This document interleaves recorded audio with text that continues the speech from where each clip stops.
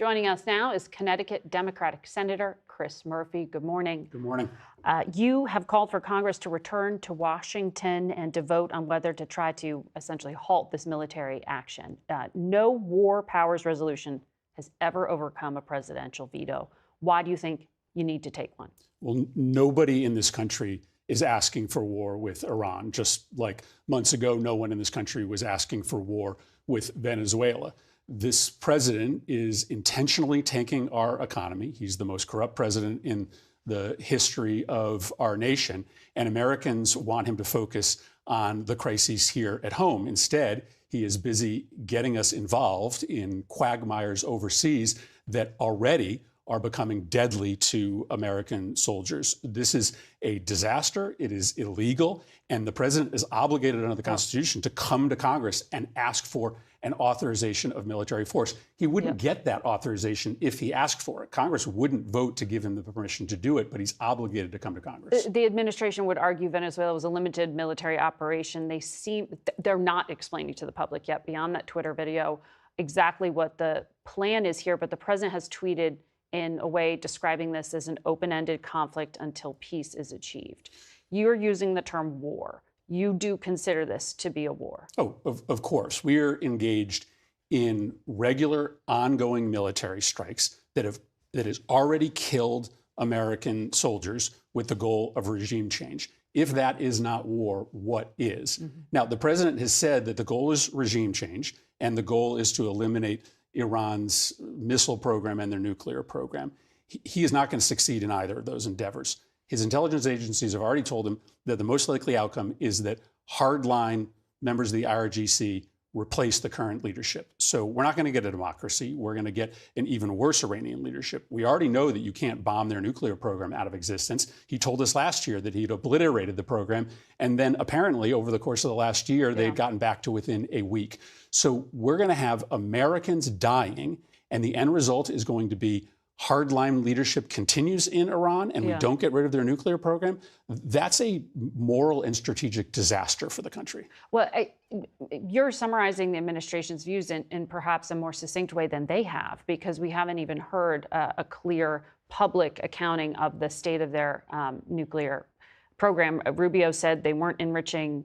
Witkoff said something else. But I want to ask you about something in regard to the Senate Foreign Relations Committee, where you sit.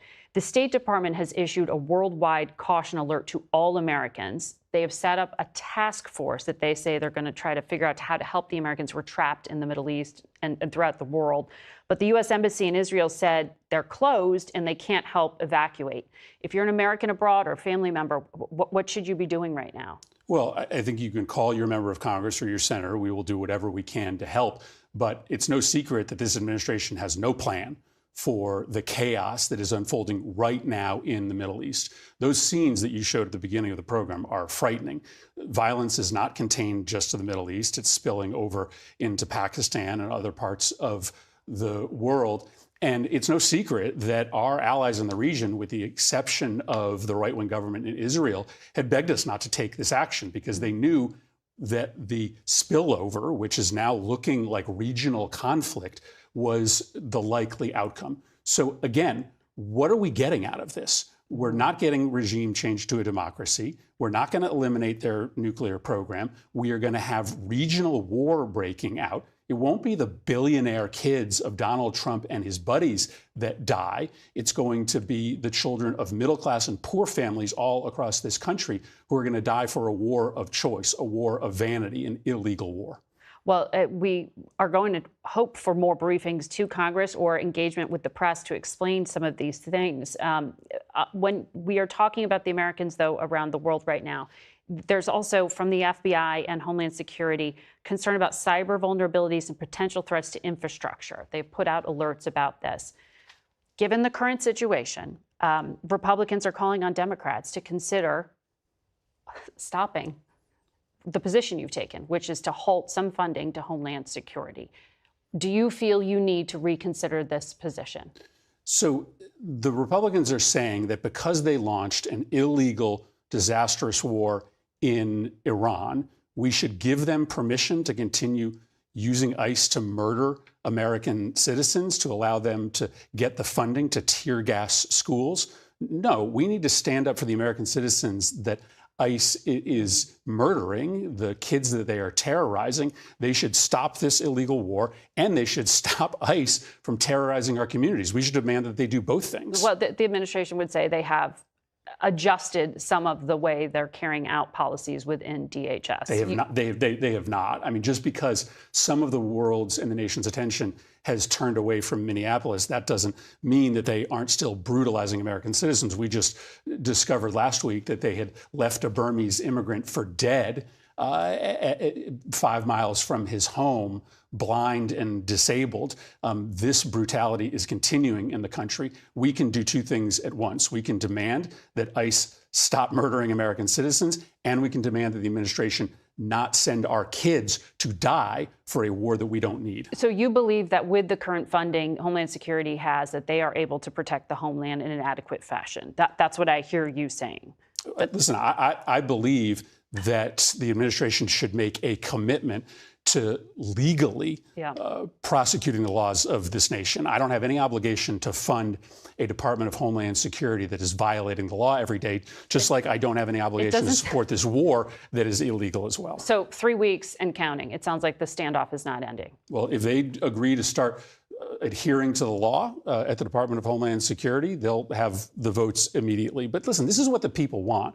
The people want ICE to start behaving legally, and they don't want wars overseas. So I think this is a pretty clear case of Democrats standing with the American people when it comes to domestic crises and international crises. So back on Iran, if there had been a briefing, if there had been full disclosure of the state of negotiations or an assessment of Iran's nuclear program, would Democrats have been persuadable to support military action? I ask that because the Biden administration initially had reached out to Iran to try to get to a negotiated deal, and they weren't able to get one, in part because they weren't willing to lift sanctions off of the IRGC. So, in other words, are we just in a place where military conflict or confrontation was inevitable, and it just happened to land on Donald Trump's watch? No, Donald Trump precipitated this crisis, right? He inherited a nuclear agreement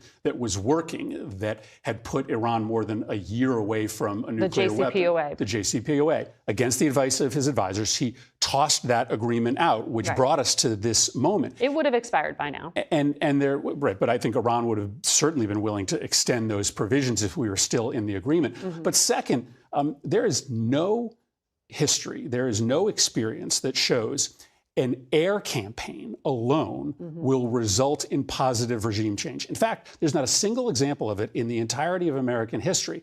An air campaign without at least the threat of a ground invasion, which the administration is ruling out, never results in a democratic rebirth in an authoritarian country. So the plan they have laid out, sustained airstrikes without a ground invasion, is destined to fail.